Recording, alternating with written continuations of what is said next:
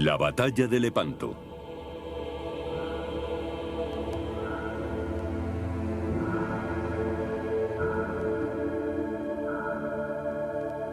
La mayor batalla naval de la historia.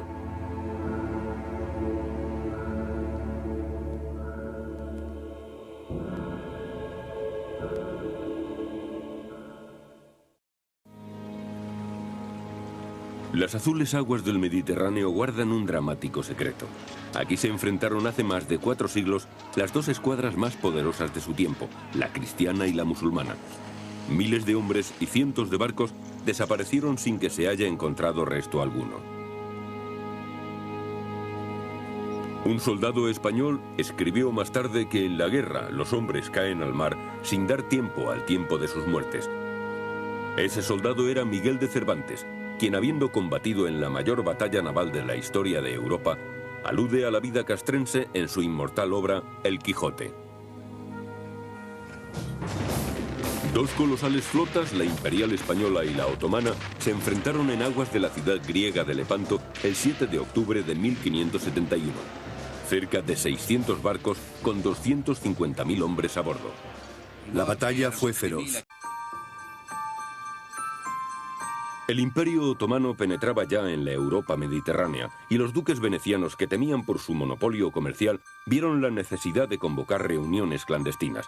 Además, a Roma le preocupaba la expansión del Islam y Madrid sentía la amenaza del poder militar turco.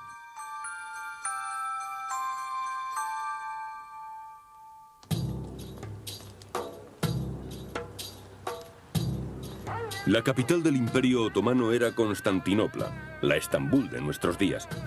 Con el engrandecimiento del imperio, la metrópoli se convirtió en un importante puerto marítimo, desde donde los turcos partían a la conquista de Occidente. El avance por agua y por tierra del sultán Selim, que se había aliado con piratas y renegados cristianos, parecía imparable. En el oriente europeo dejó tras sí un rastro de destrucción. En 1570 el sultán dominaba ya sobre los territorios a orillas del Mar Negro, así como sobre Grecia, los Balcanes y el norte de África.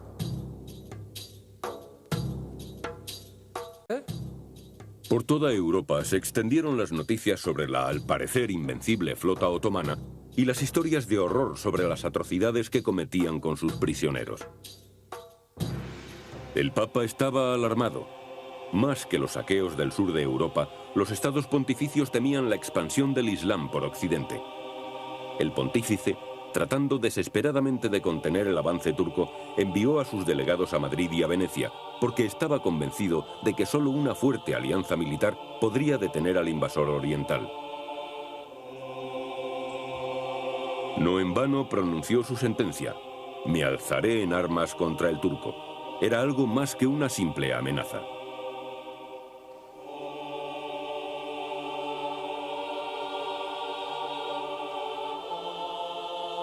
En más de 12 ocasiones intentó, sin éxito, conseguir la alianza cristiana. En 1570, un año antes de la gran batalla, la situación llegó a un punto crítico. La armada turca, con 360 galeras y 50.000 hombres, invadió Chipre, un puesto avanzado veneciano de gran importancia estratégica.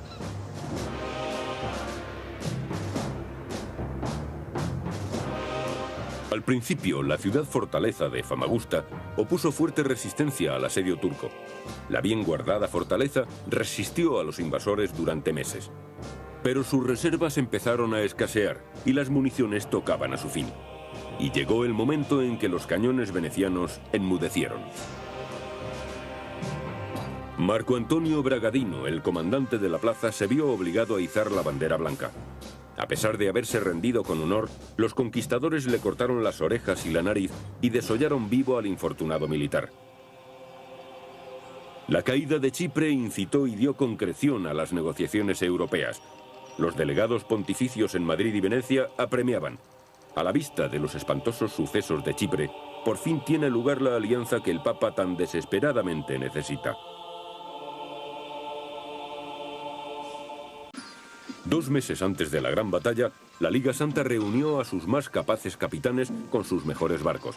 Los barcos de guerra procedentes de Barcelona, Roma y Venecia se encontraron en el estrecho de Mesina.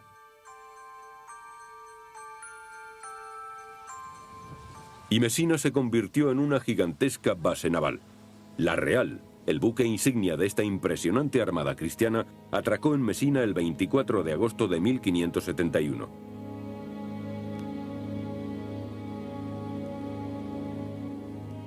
Al mando de la espléndida galera se encontraba don Juan de Austria, hijo del emperador sacro romano Carlos V. A él correspondía el mando supremo sobre toda la flota. A la edad de 26 años, don Juan estaba en la cúspide de su carrera. Su acertada campaña contra los moros le había granjeado cumplida fama y ahora estaría al frente de 280 barcos en una batalla decisiva para el futuro de Europa. Don Juan recogió por escrito sus impresiones sobre aquellos azarosos días. Todos fueron a la lucha con el máximo anhelo, aunque supiéramos que la flota enemiga era mucho mayor que la nuestra. Debido a las victorias obtenidas en el pasado, el enemigo estaba acostumbrado al éxito y desestimaban nuestras fuerzas. Al llegar a Mesina, don Juan inspeccionó todos los barcos de su flota. Las galeras venecianas contaban con poca tripulación, por lo que transfirió allí a soldados españoles. Pero entre los aliados, este acto generó tensiones que casi dieron al traste con la Liga Santa. Sebastián Veniero, el comandante supremo de la flota veneciana, era un hombre viejo y colérico. Entre él y don Juan de Austria estalló un violento enfrentamiento en Mesina, cuando Veniero colgó a uno de los oficiales de don Juan, que según él no había mostrado el debido respeto a los venecianos.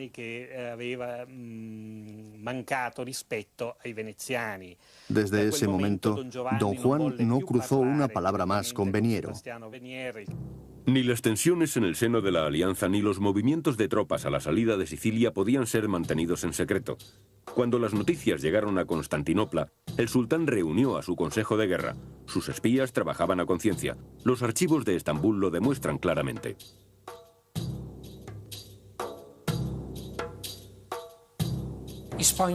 Los turcos otomanos sabían exactamente que España participaría en la inminente batalla. También sabían que el Papa tenía un papel clave en la constitución de la Alianza Europea y que Venecia estaba construyendo su propia flota.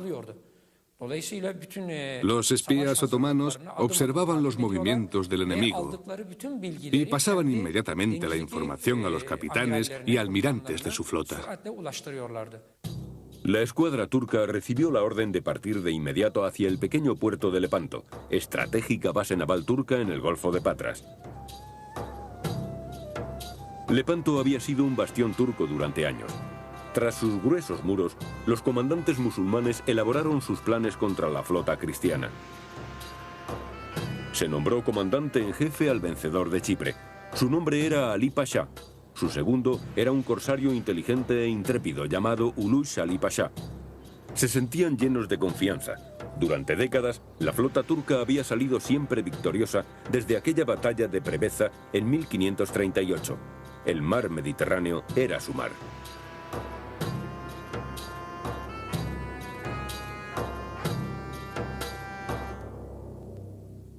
El 16 de septiembre de 1571, la flota de la Liga Santa salió del estrecho de Mesina y puso rumbo al este. Destino, la isla de Oxia. También ellos tenían espías para informarles de los movimientos de la escuadra turca.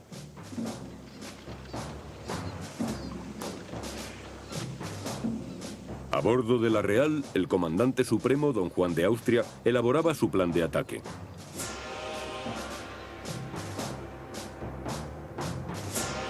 El comandante veneciano se colocaría con las 6 nuevas naves milagrosas, las galeazas, a la cabeza de la flota. El objetivo del otro capitán veneciano era proteger el buque insignia, la galera real. Los cristianos entrarían en combate con las galeras desplegadas en una línea y las galeazas al frente para conducir el ataque. Se preparaba un enfrentamiento definitivo entre la Cruz y la Media Luna.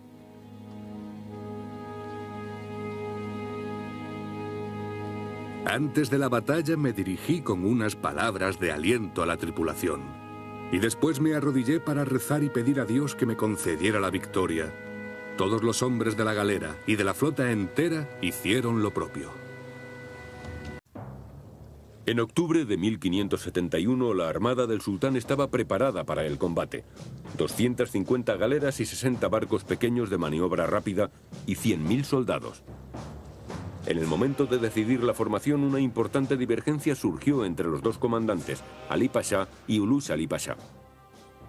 Ulus Ali Pasha quería que Al Pasha se mantuviera a la espera cerca de la costa de Lepanto, en vez de salir a alta mar, donde no tendrá la protección de los cañones que defendía la plaza fuerte. Ulus argumentaba que la flota enemiga no se atrevería a entrar en la bien protegida bahía. Pero Al Pasha, que carecía de experiencia bélica en el mar, se sintió humillado con esa propuesta. No quería que el enemigo creyese que los turcos eran unos cobardes. En consecuencia, la flota otomana abandonó la seguridad de Lepanto y se dirigió a alta mar. Su meta era aniquilar a los cristianos en combate abierto. Cuando las dos flotas se encontraron, formaron una línea de combate en el Golfo de Patras que cubre una extensión de más de 5 kilómetros. Las dos flotas comprendían 600 navíos y llevaban a bordo más de 200.000 soldados. Había tal conjunto de barcos que los marineros necesitaron 2 horas para colocarse en posición remo contra remo.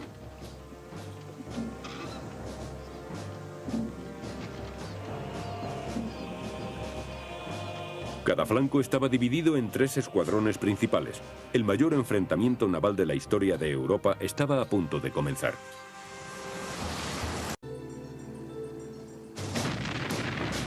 La batalla empezó con la detonación artillera de ambos bandos. Los comandantes tenían que contar ineludiblemente con la actuación de los remeros.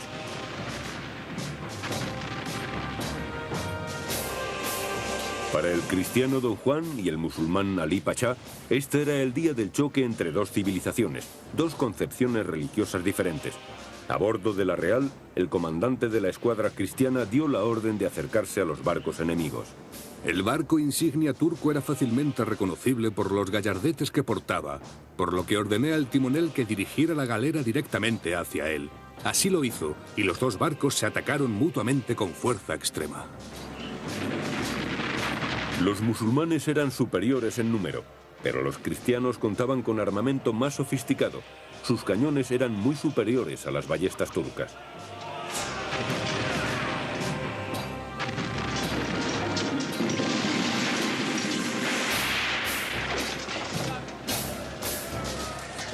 Se pasó a la lucha cuerpo a cuerpo. Se usaron garfios, espadas y piquetas. La feroz lucha duró horas enteras. El final fue un infierno de sangre, cuerpos heridos y miembros amputados.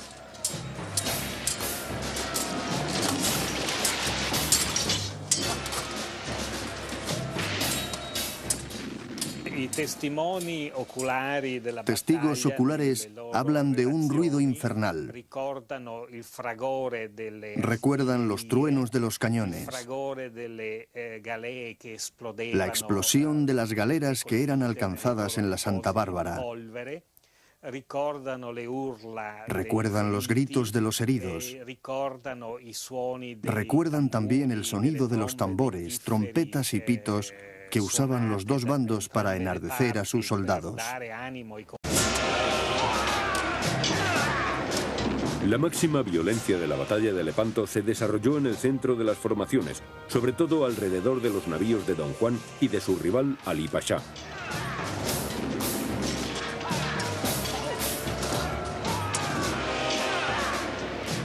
Una y otra escuadra arrojaban sobre el adversario una lluvia de balas de cañón, para después abordarse y sumergirse en un torrente de feroces combates cuerpo a cuerpo. El escritor español Miguel de Cervantes conoció personalmente la espantosa muerte que ronda a una batalla naval. Y viendo que al primer descuido de los pies iría a visitar los profundos senos de Neptuno, y con intrépido corazón, llevado de la honra que le incita, se pone a ser blanco de tanta arcabucería y procura pasar por tan estrecho paso al bajel contrario. El Quijote, discurso de las armas y las letras.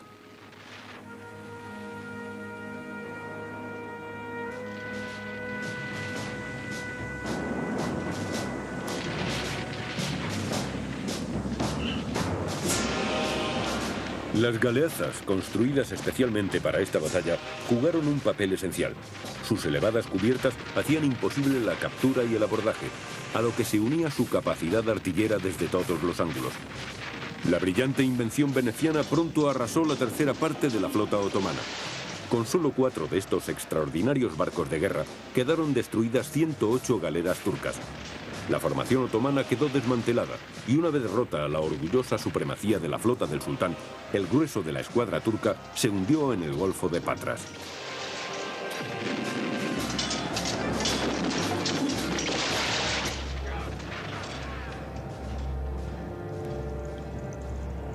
Durante más de 400 años han permanecido en el fondo del Mediterráneo los restos de la mayor batalla de galeras de la historia mundial.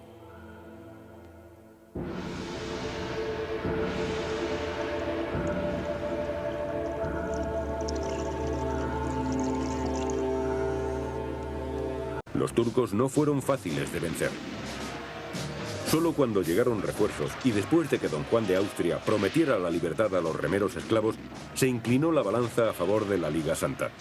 Los esclavos, al lado de los soldados, atacaron el barco insignia otomano.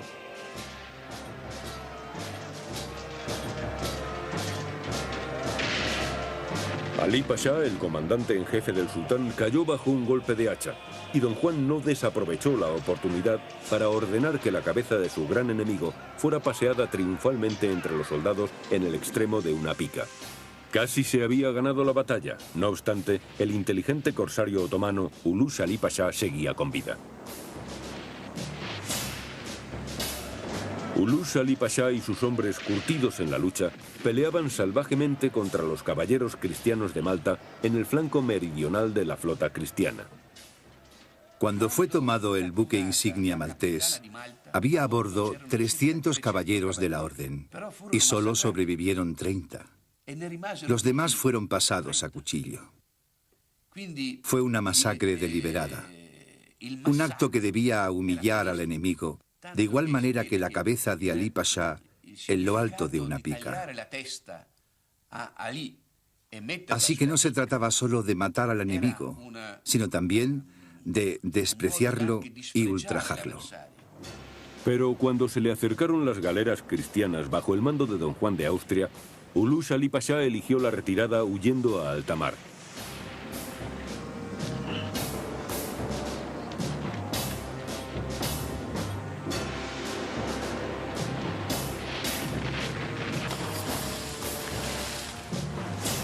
Aquel día, cuando el sol se puso, el mar estaba teñido de sangre. Cientos de barcos habían quedado atrás, en el Golfo de Patras, tumbas flotantes que iban al encuentro de su entierro bajo las aguas. Los archivos dicen que 30 galeras turcas se fueron a pique, hundidas o incendiadas cerca de Oxia.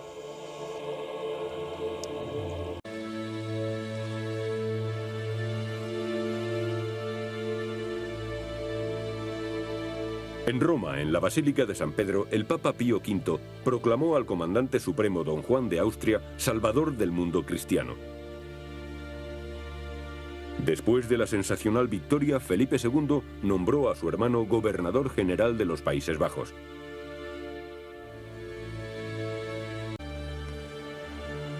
Aún hoy en día dedica el papado un recuerdo a los caídos y héroes de Lepanto. Sus descendientes se reúnen cada año en el Vaticano.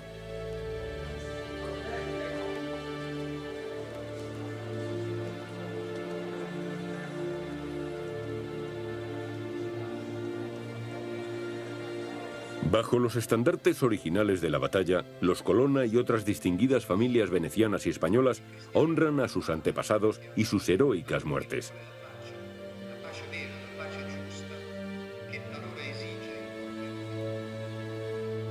Pero tampoco en Estambul han caído en el olvido los acontecimientos del siglo XVI. La derrota turca en Lepanto terminó con el mito de la inmunidad naval de los otomanos. Casi nada queda hoy que nos recuerde a Ali Pasha, el comandante en jefe de la flota.